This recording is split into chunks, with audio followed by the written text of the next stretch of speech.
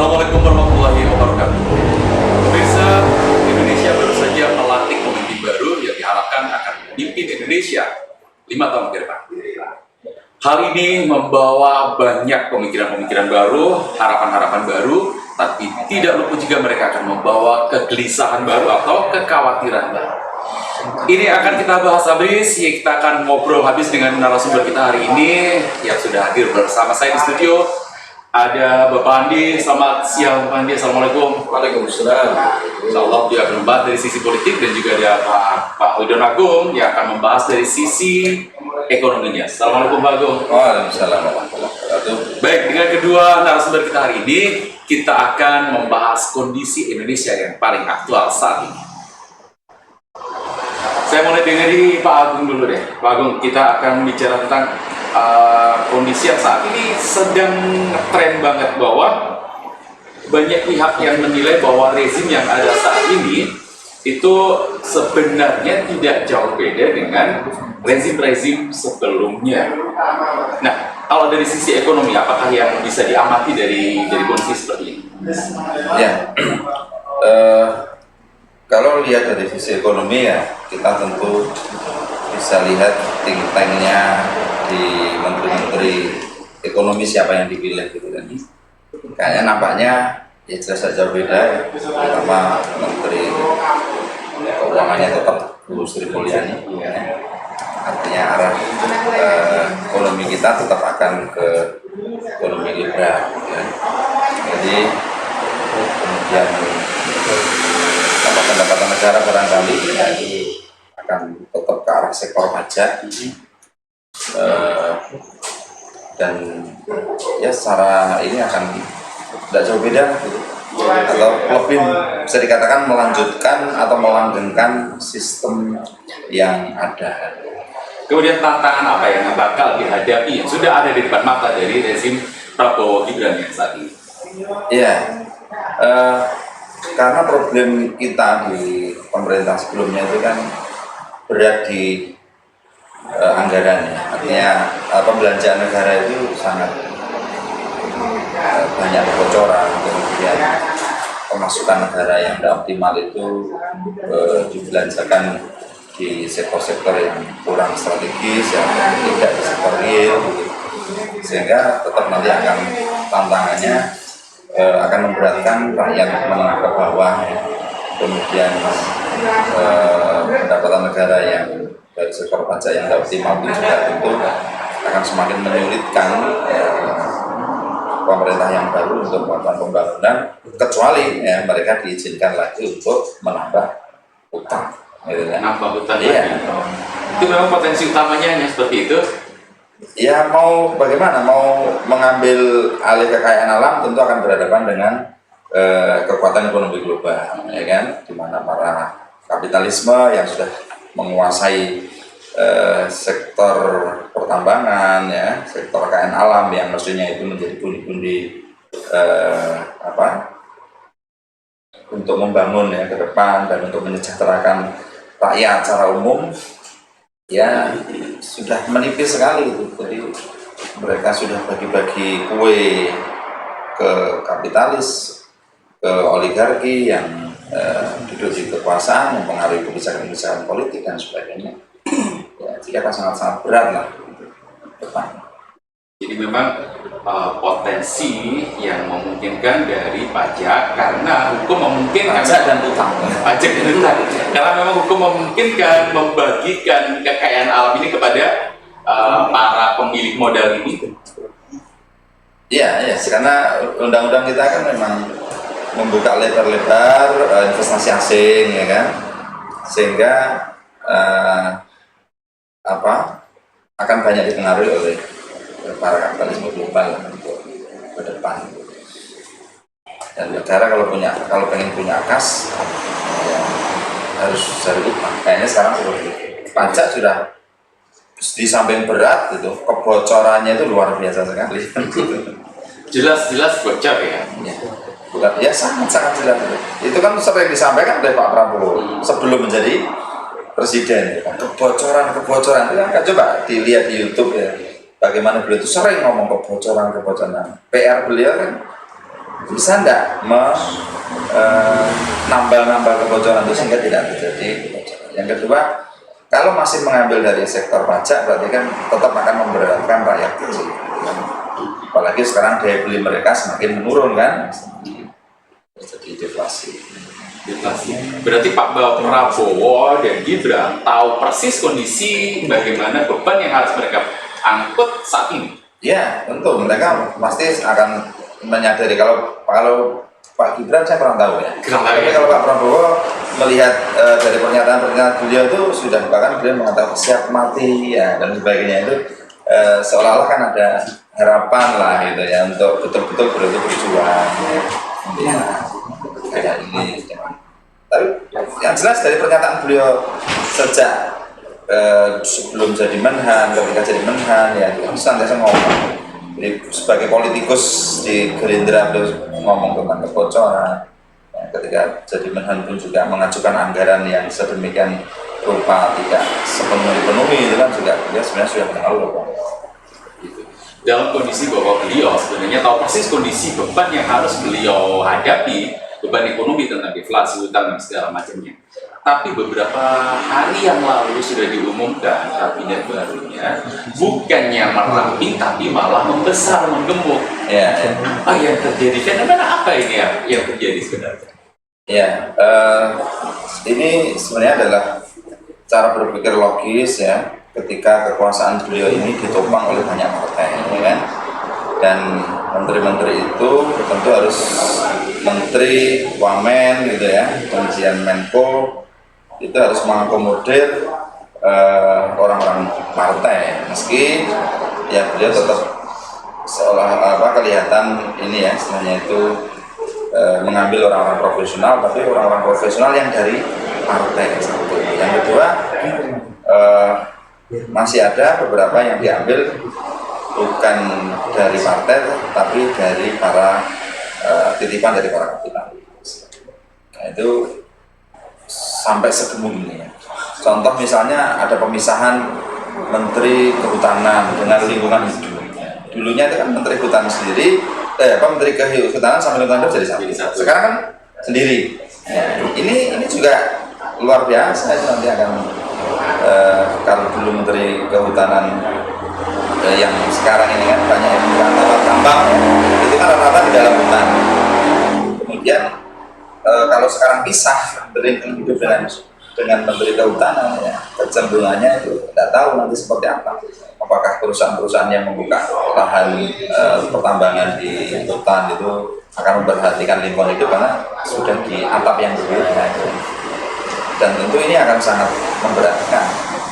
Sebenarnya sangat memberatkan ya, justru yang mengakomodir kepentingan partai dan para kapitalis ya, sehingga menjadikan tubuh kabinet itu segemuk ini ya. Jadi 118 ya kalau tidak salah, 41 menteri gitu kan, 7 Menko, kemudian 56 wamen. Fantastis.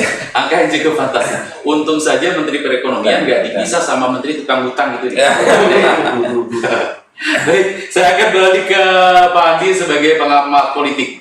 Pak Andi tadi sudah disinggung sama Pak Agung bahwa kondisi politik dan kondisi perekonomian itu akan selalu bersinggungan, selalu berjalan seiringan dan terkait erat seperti itu. Nah, gemuknya kabinet yang ada saat ini, dinamika seperti apa yang digambarkan, yang bisa digambarkan dalam kondisi seperti ini?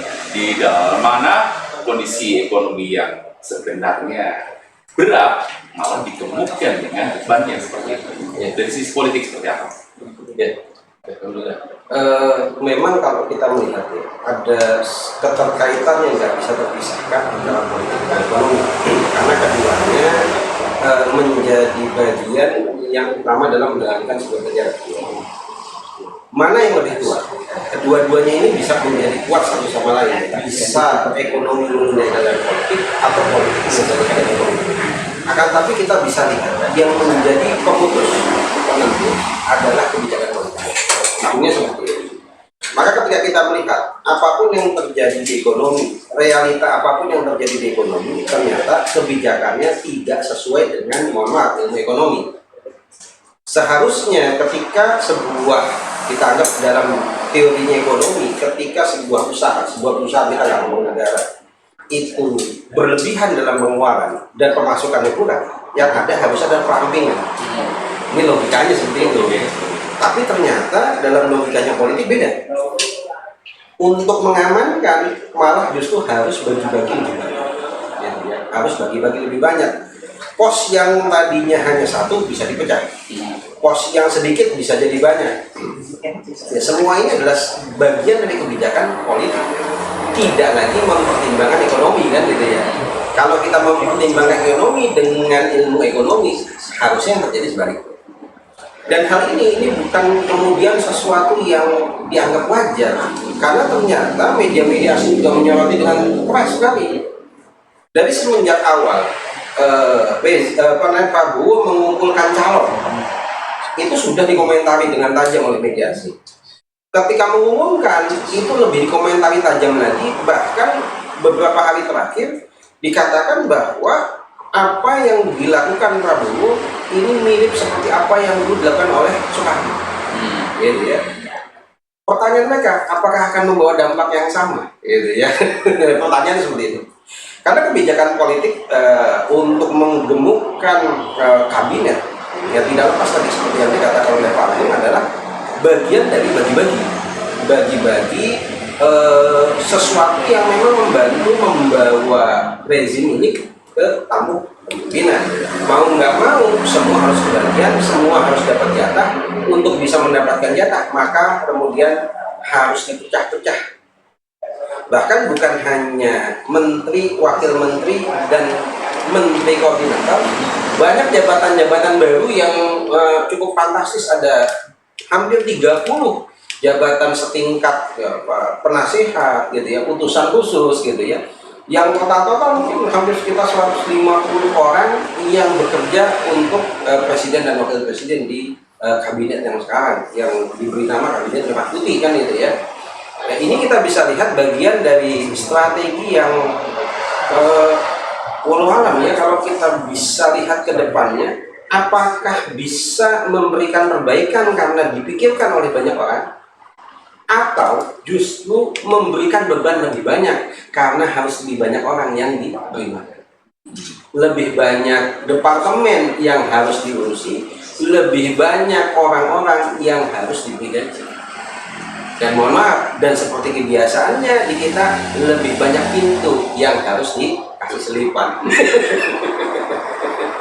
Baik, kalau memang dalam tanda kutip bahwa banyak kepentingan yang harus diakomodir sehingga kabinet menjadi sangat gemuk, saya bilang lagi ini sangat gemuk dan fantastis angkanya.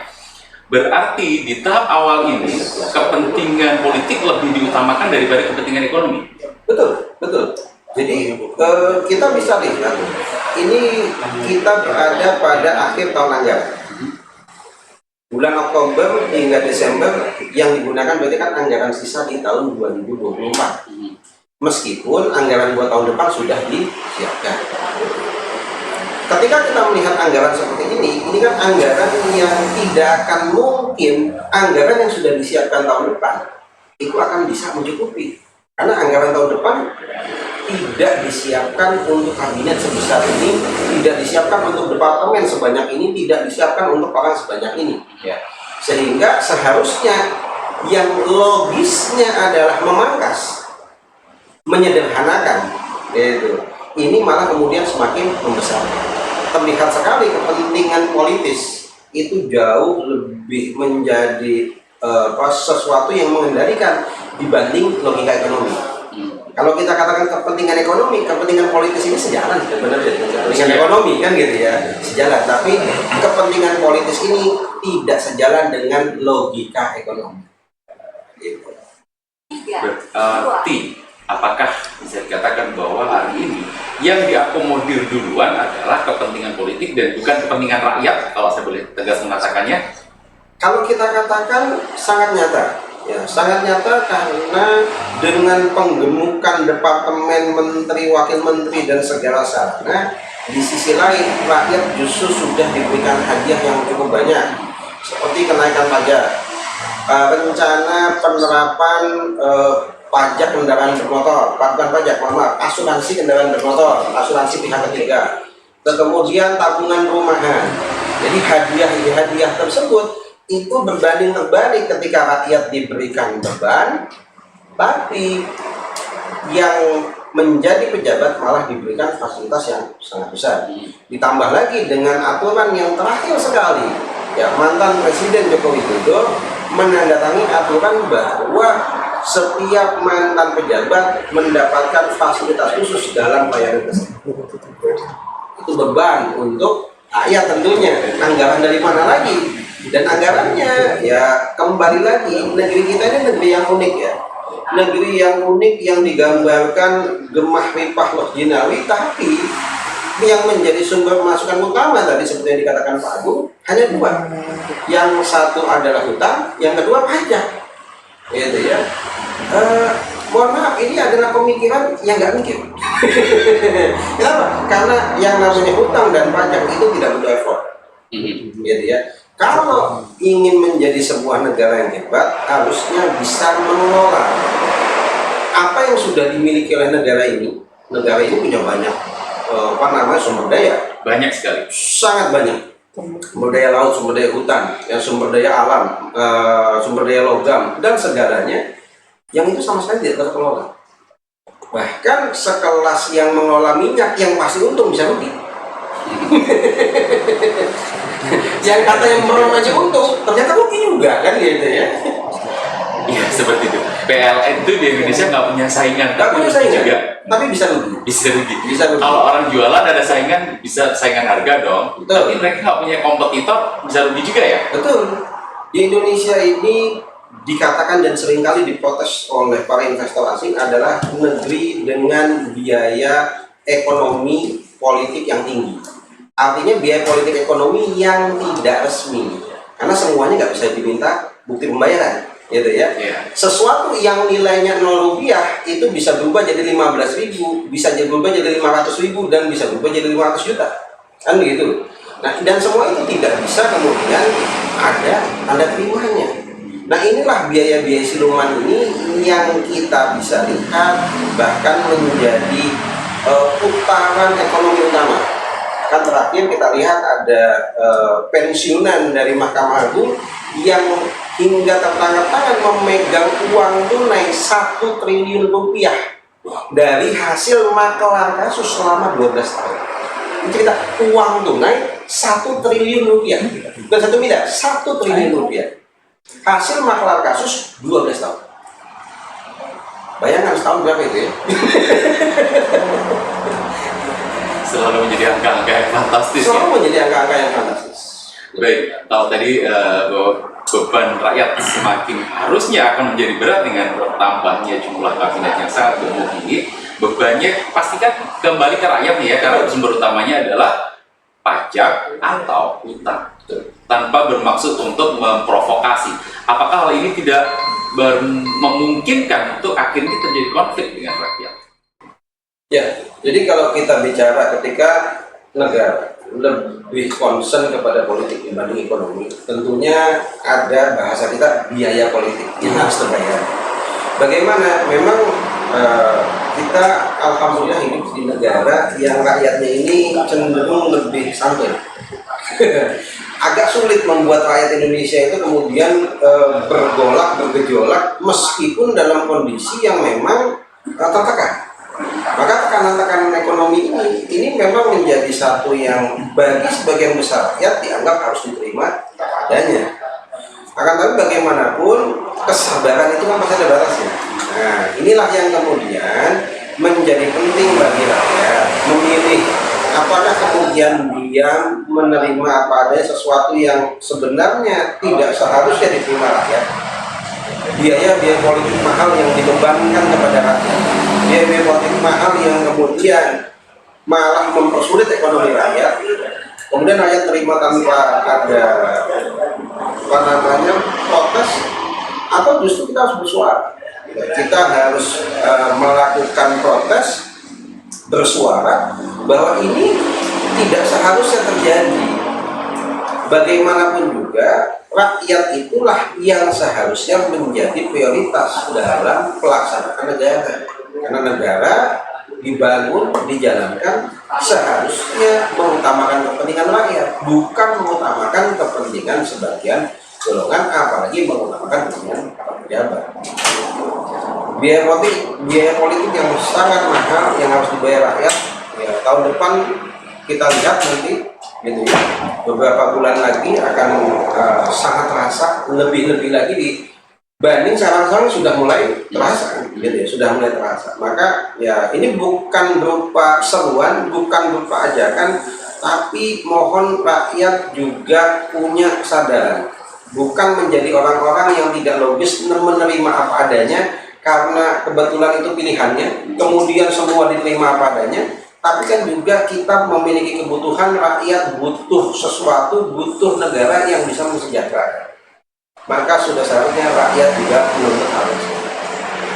Jadi dibalik kesantunan rakyat yang sedikit banyak ini akhirnya menguntungkan penguasa yang bisa dibilang memanfaatkan kondisi ini, tetap harus ada yang menyuarakan ya bahwa this is not right, gitu, menyampaikan kepada rakyat seperti itu. Betul, karena gini, di Indonesia bagaimanapun tetap harus ada yang berani bersuara untuk bisa yang lain ikutan berani.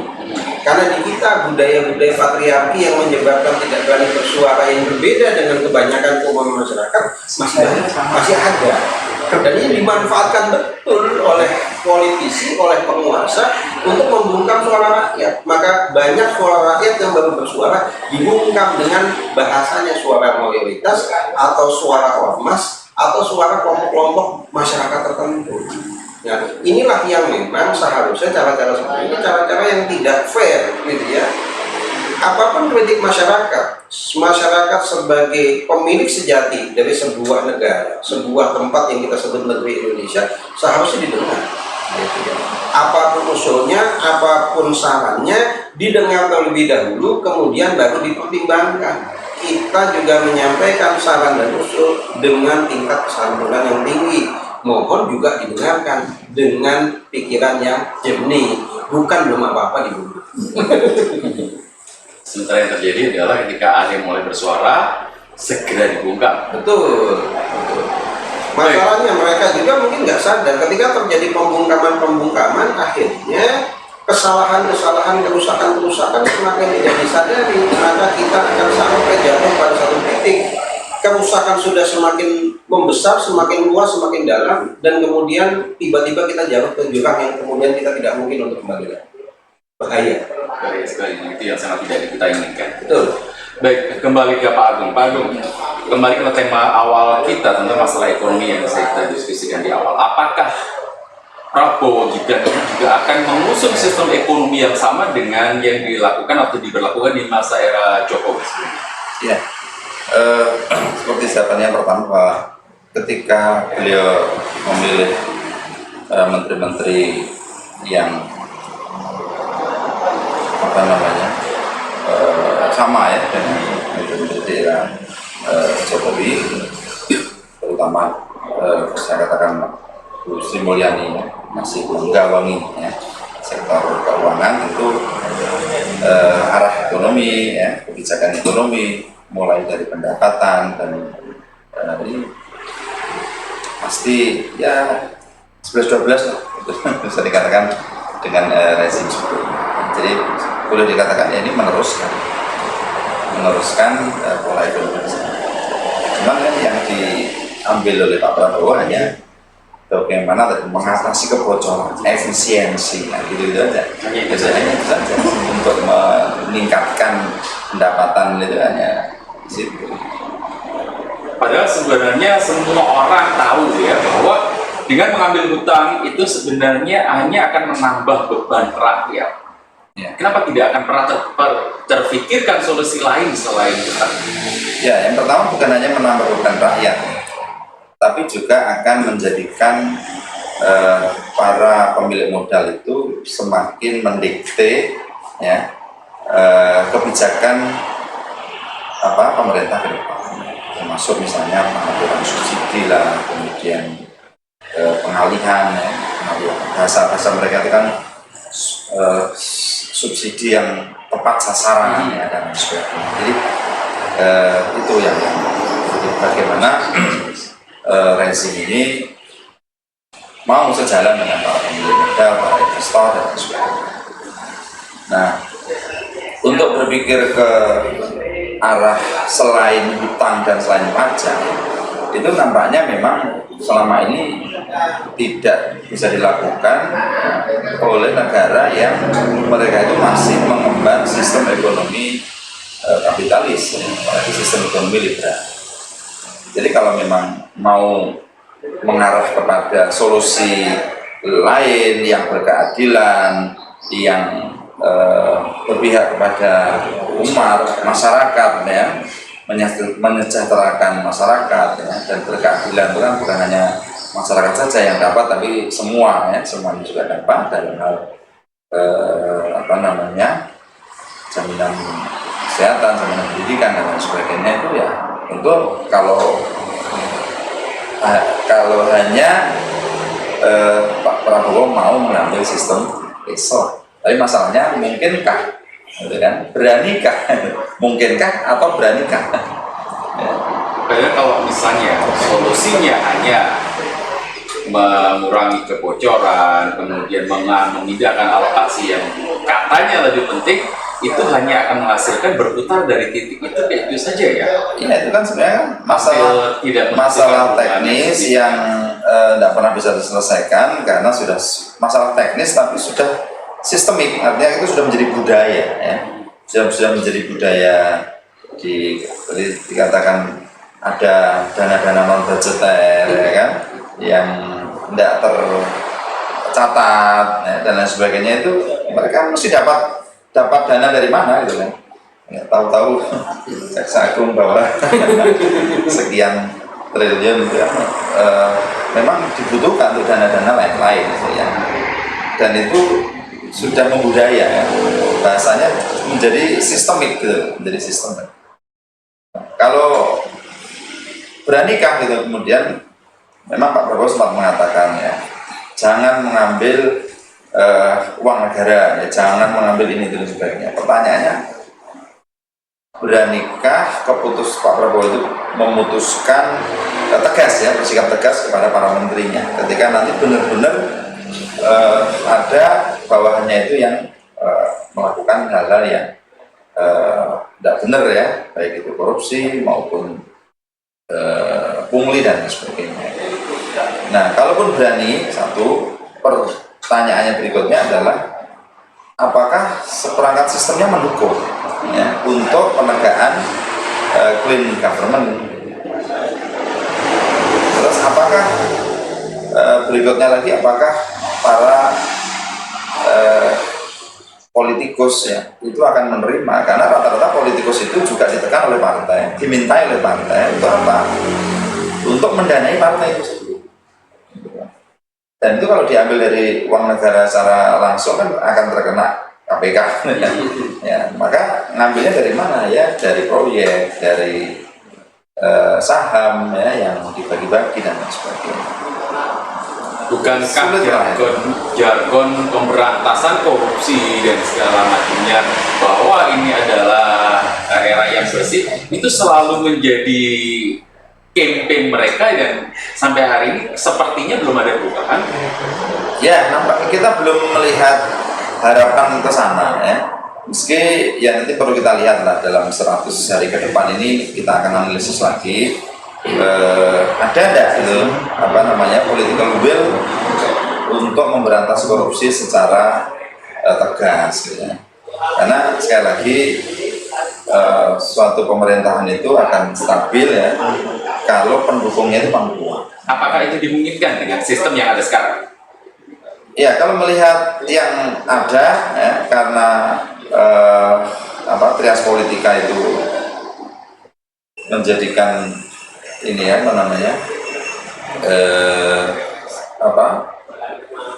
saling menopang, gitu, ya, saling menopang, dan rata-rata pemilik kebijakan itu adalah juga bagian dari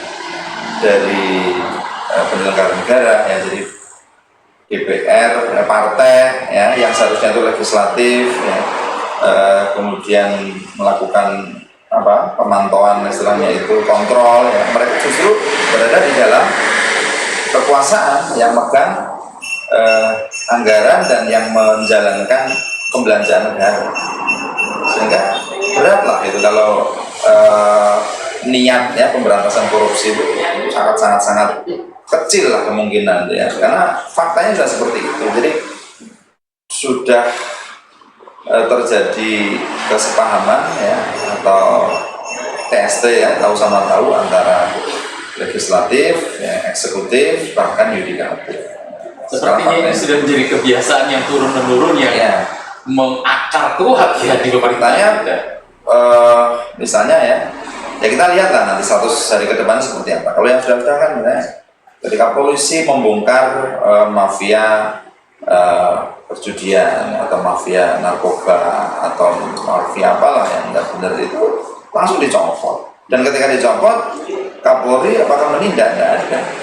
Ya, seolah-olah itu diserahkan kepada, kalau itu dari di Polres ya Polres yang ngurusin, kalau dari Polda kayak yang terbaru di NTT kan, ini kan sudah di era Pak Prabowo ini ya, yang siapa, Ibda Soik gitu ya, yang dia membongkar kasus kemudian justru beliau malah dicopot ya kan, ini kan sudah di era Pak Prabowo ya.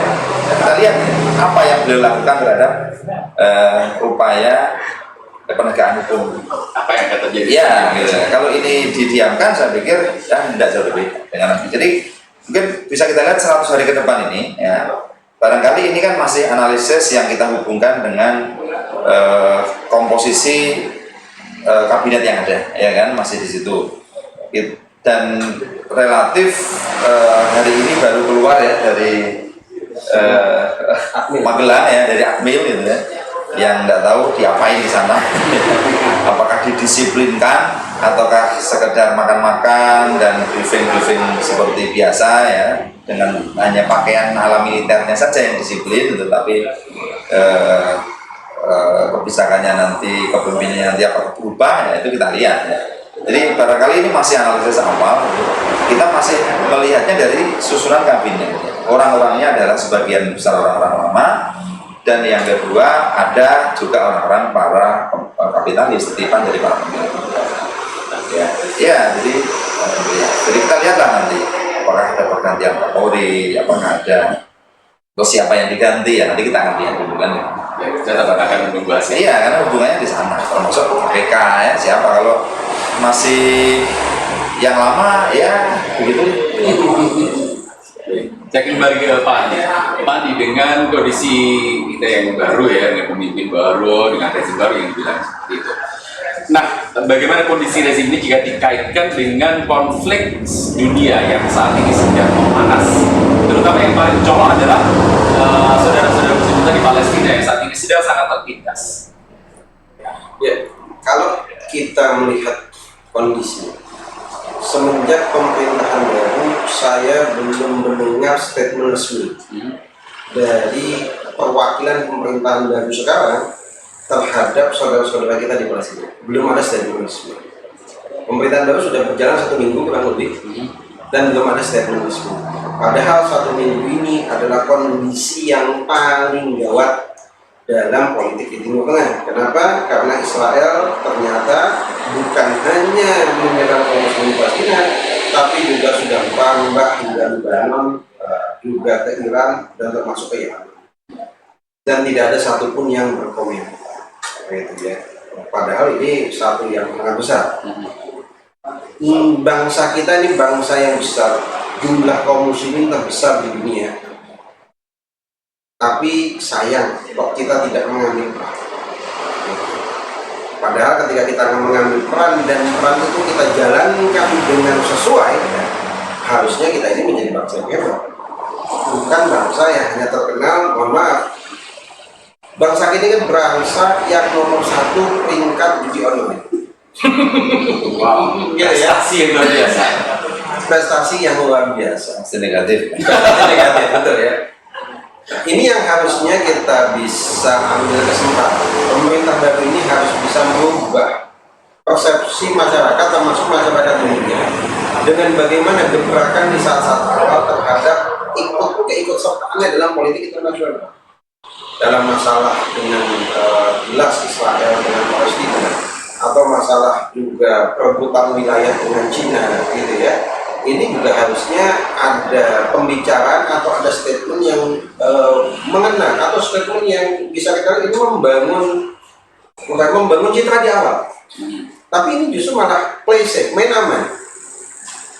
1 minggu berlalu tanpa ada statement apapun, kan itu ya.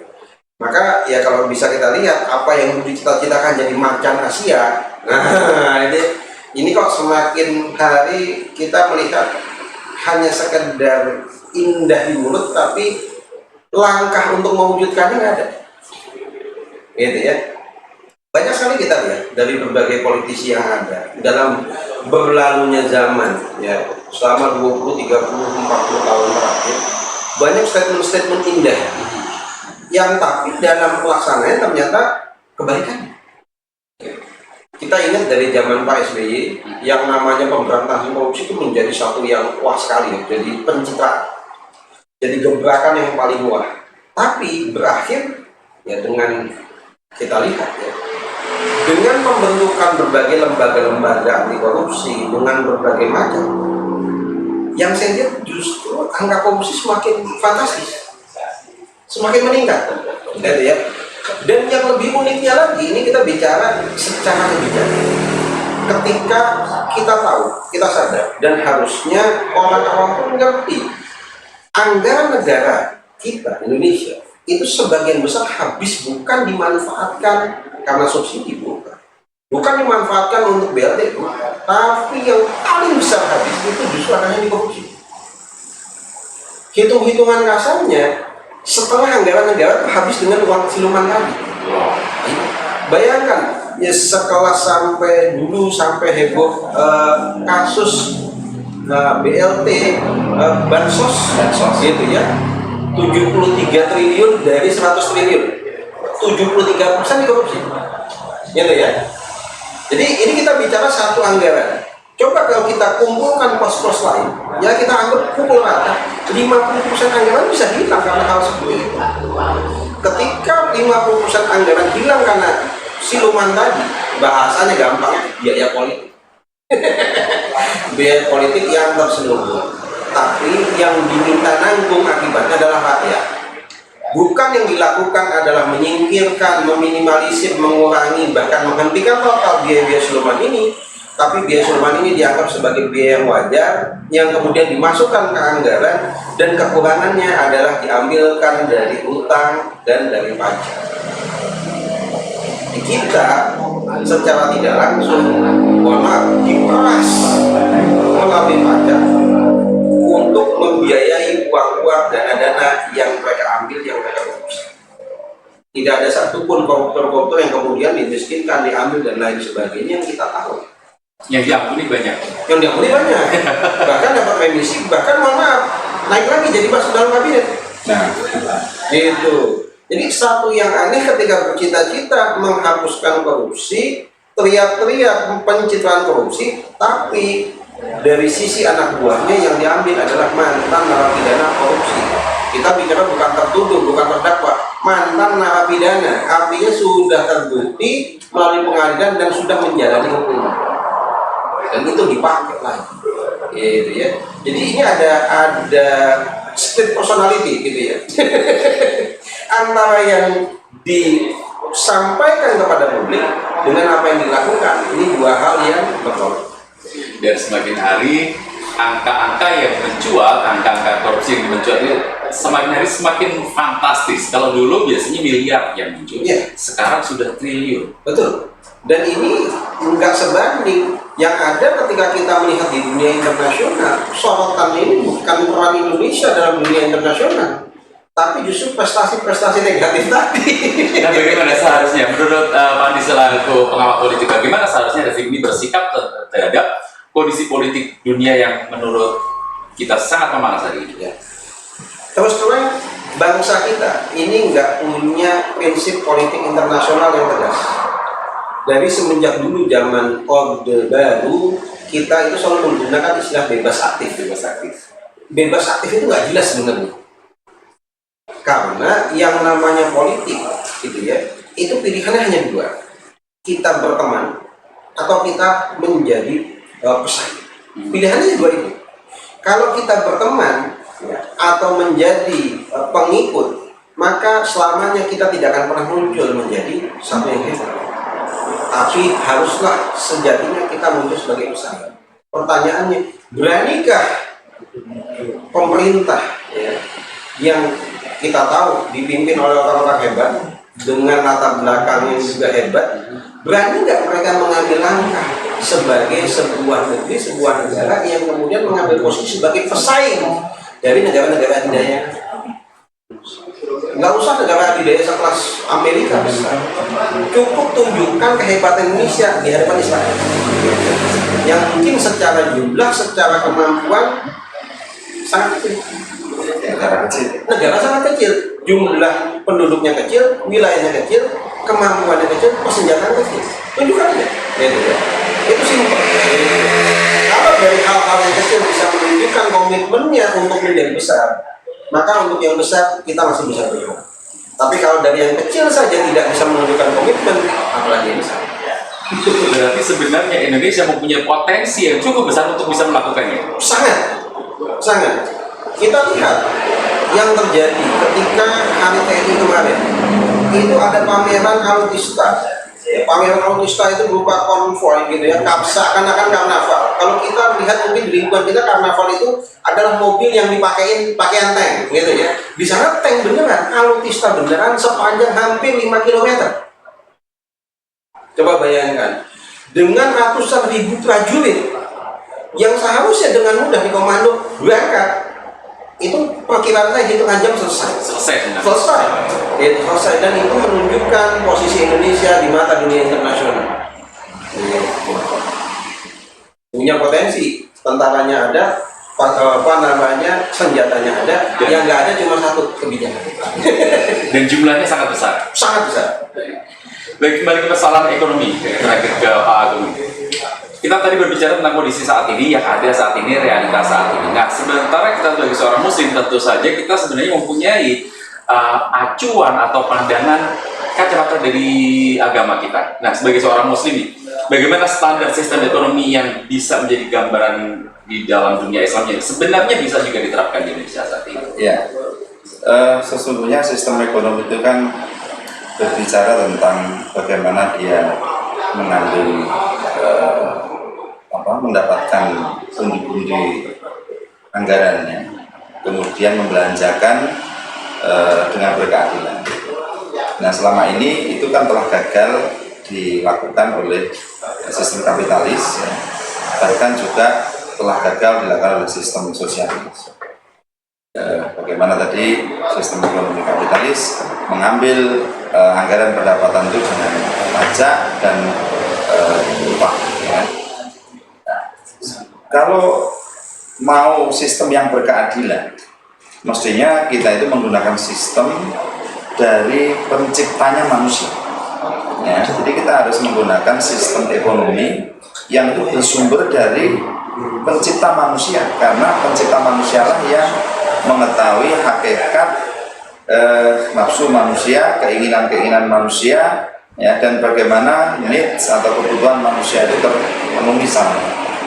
Nah, di dalam Islam, ya, atau sumber Islam itu kan ada kalamullah yang disebut dengan Al-Quran, ataupun hadis Nabi yang juga disebut sebagai wahyu, ya, dari Allah Subhanahu Wa Taala sebagai penjelas, ya, secara rinci dari Al-Quran itu telah memberikan gambaran, ya, bagaimana sebuah negara itu misalnya mengatur kepemilikan sesuai dengan prinsip keadilan. Ada yang namanya kepemilikan individu, dan itu memang diperuntukkan untuk individu secara halal, sah. Individu itu boleh, ya, memiliki kekayaan berapapun asalkan itu dari sumber-sumber kepemilikan individu yang sah, dari kerja, dari waris, dari pemberian, ya, negara kepada orang-orang yang tidak mampu dan sebagainya. Kemudian kepemilikan umum ya, yang ini peruntukannya adalah untuk manusia atau umat manusia secara umum ya, bahkan baik muslim maupun non muslim. Misalnya hadis Nabi, an-nasu syuraka'u fis salas, manusia itu berserikat dalam 3 perkara, yakni al-ma' wal kala wal nur, berserikat dalam memanfaatkan air yang untuk kebutuhan pokok mereka secara merata, kemudian untuk padang pembalaan ya, termasuk hutan di dalamnya secara berkeadilan ya, semuanya dapat gitu, tidak diserahkan ke hak pengelolaannya itu kepada para kapitalis ya. Kemudian energi ya. Nah, yang ketiga, negara sebagai sebuah perangkat pelaksana ya, yang mengatur keadilan berjalan, negara juga punya pendapatan negara gitu kan ya, kepemilikan negara ya, yang mana kepemilikan negara ini nanti akan digunakan oleh negara untuk membiayai operasional negara yang menggaji pegawai dan sebagainya, termasuk bahkan untuk memberangkatkan pasukan jihad ya, jadi membendanai militer ya, industri-industri berat gitu, dan lain sebagainya. Nah, ini kalau di dalam Islam ada mekanisme ya, mulai dari ada masa perang kalau saat berperang ya kan, kemudian ada jizyah yang dibayarkan oleh orang-orang muslim yang mau tunduk kepada hukum Islam dalam kehidupan publik, meski mereka itu bisa beribadah sesuai dengan agama dan keyakinan mereka masing-masing ya. Kemudian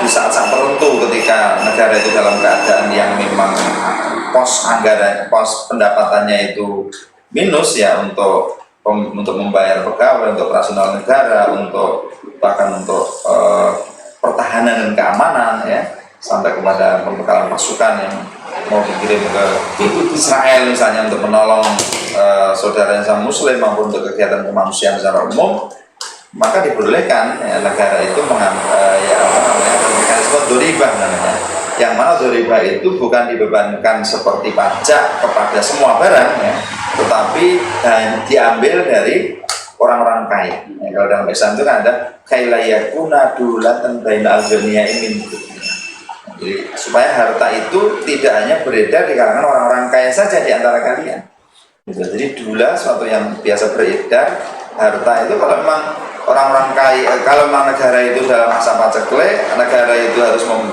membiayai berbagai kebutuhannya, tetapi dia tidak punya atau kekurangan ya dalam pos anggaran atau pos pendapatan ya, maka negara dibolehkan mengambil doribah. Doribah ini bukan seperti pajak, tapi diambil dari orang-orang kaya dengan standar, misalnya mereka yang punya harta lebih dari sekian triliun ya, maka harus memberikan bantuan ke negara. Dan itu kan dilakukan oleh Rasulullah SAW waktu perang Tabuk.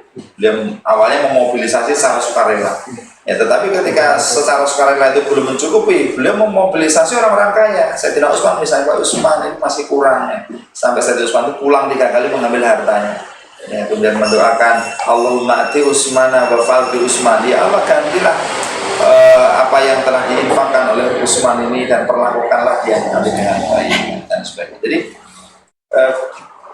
distribusi ya, jadi setelah mekanisme pengaturan kepemilikan ini clear ya, dengan prinsip keadilan tadi, ada kepemilikan individu, kepemilikan umum dan kepemilikan negara, peruntukannya juga masing-masing telah jelas ya. Yang tidak kalah penting adalah distribusi ya, bagaimana negara itu menjamin kebutuhan pokok seluruh rakyat itu terpenuhi, satu, kemudian meningkat kepada kebutuhan sekunder. Nah sekarang ini ya, tentang kesehatan dan pendidikan itu kecenderungannya bukan menjadi kebutuhan pokok ya. Kalaupun kebutuhan pokok hanya sampai usia pendidikan menengah ke bawah itu kan, untuk perguruan tinggi sekarang benar-benar luar biasa sekali ya, bahkan diberi kebebasan sekolah negeri ya, mendirikan kelas-kelas extension misalnya ya. Ini kan menunjukkan sudah ada upaya kapitalisasi di bidang pendidikan. Untung aja UKT-nya tidak jadi naik. Kalau naik, wah ini. Jadi sebenarnya Islam sudah mempunyai skema tata aturan yang sedemikian detail dan lengkap ya untuk menyelesaikan persoalan ekonomi dalam skala sebuah negara sekalipun. Iya, karena Islam itu diturunkan oleh Allah Subhanahu Wa Taala kepada Rasulullah Muhammad SAW, Nabi akhir zaman ya. Dan manusia itu kan ditugasi oleh Allah khalifah fil ard ya, untuk menjadi pengatur bumi ini ya, dan menyejahterakan bumi ini kan, tapi bukan dengan pikirannya sendiri ya, bukan apalagi dengan hawa nafsunya, karena kalau seperti itu nanti kekhawatiran malaikat di dalam Quran surat Al-Baqarah ayat 30 itu akan terbukti kan gitu kan. Malaikat kan sempat khawatir itu ketika Allah men-spill ya, wa idh qala rabbuka lil malaikati inni ja'ilun fil ardi khalifah ya. Malaikat mengatakan apa? Qalu atajalu fiha may yufsidu fiha ya wa yasfiku dima. Ya Allah, wahai Tuhanku, apakah Engkau akan membuat orang yang melakukan kerusakan di muka bumi dan menumpahkan darah? Ya, barangkali malaikat berpikirnya karena manusia itu si samping punya akal, punya nafsu kan gitu.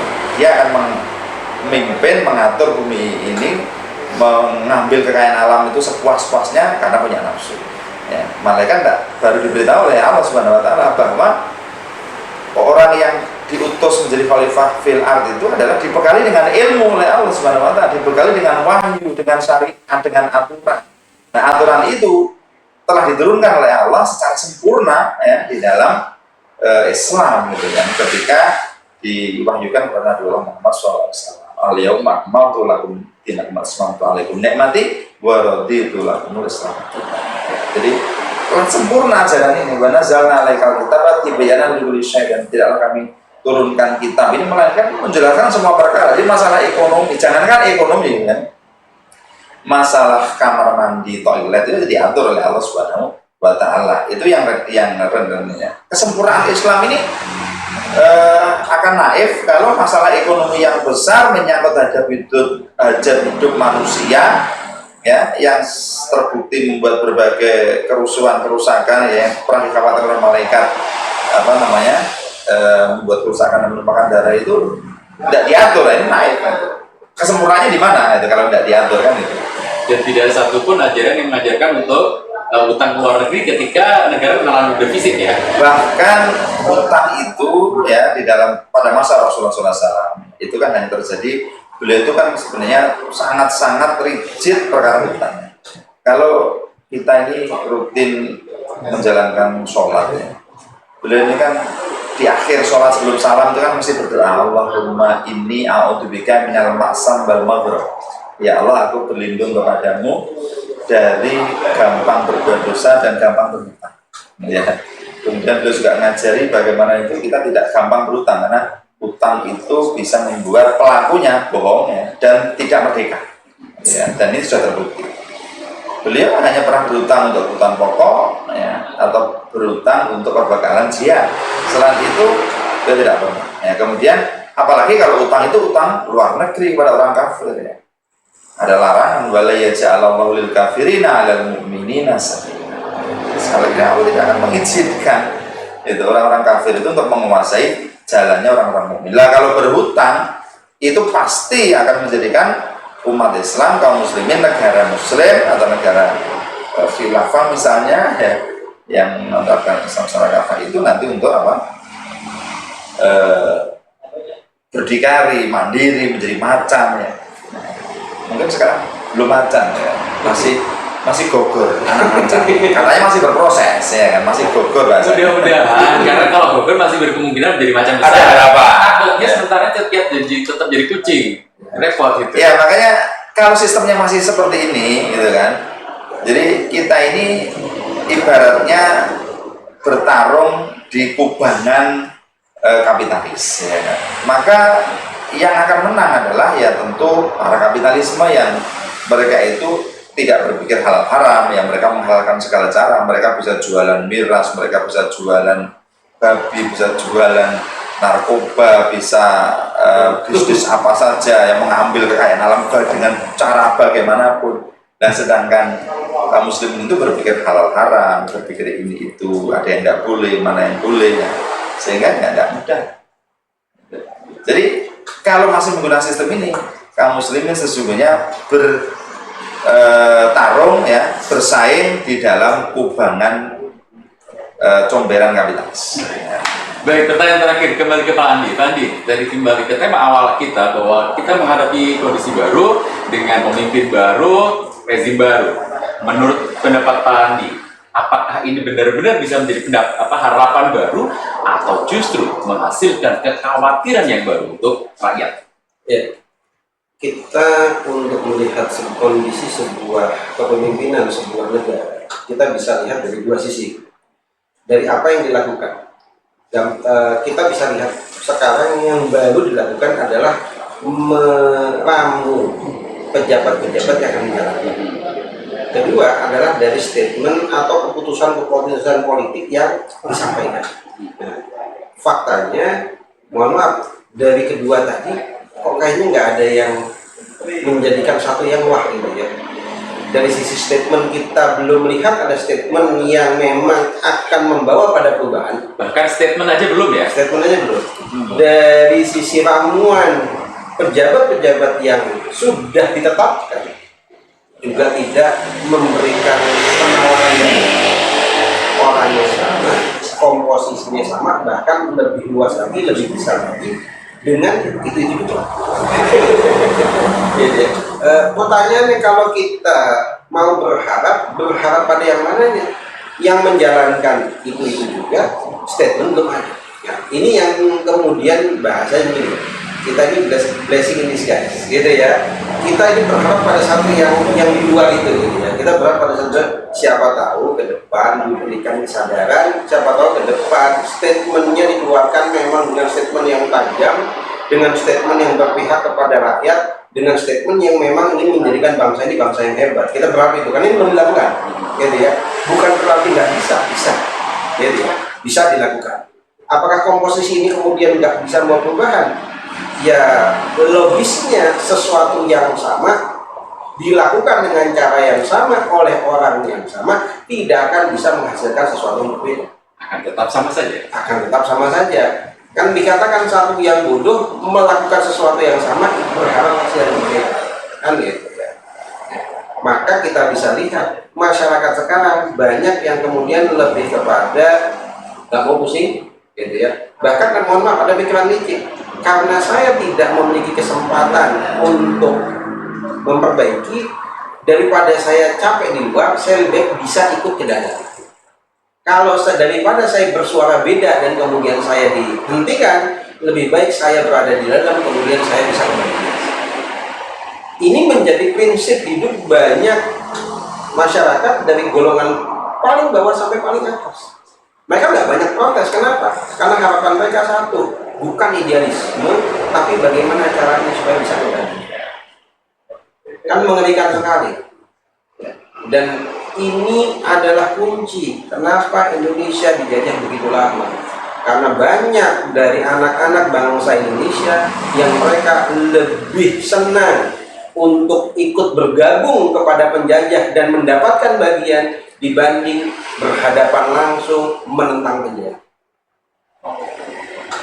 Berani nggak kita menentang kezaliman, kesewenang-wenangan, itu atau dalam level internasional adalah kapitalisnya dunia, musuh internasional? Berani? Kalau nggak berani berarti mau nggak mau yang akan diambil pilihannya adalah menjadi bagian. Mudah-mudahan kita akan ambil langkah tersebut. Baik, Pak Andi, Pak Agung, terima kasih banyak atas waktu dan obrolannya yang insya Allah ini sangat bermanfaat untuk diketahui masyarakat lebih banyak di luar sana. Mudah-mudahan bahwa apa yang sudah kita obrolkan hari ini membawa pencerahan bahwa kita tidak seharusnya hanya menerima keadaan dan bersikap santun terhadap penguasa yang ternyata masih banyak berbuat kezaliman terhadap rakyatnya. Seharusnya kita mulai bersuara, menyuarakan kebenaran, apalagi kita sebagai seorang muslim harus menyuarakan ide Islam kita. Terima kasih banyak Bapak yang sudah hadir di studio hari ini sekalian. Demikian pemirsa semuanya, obrolan kita hari ini mudah-mudahan bermanfaat. Assalamualaikum warahmatullahi wabarakatuh. Waalaikumsalam warahmatullahi wabarakatuh.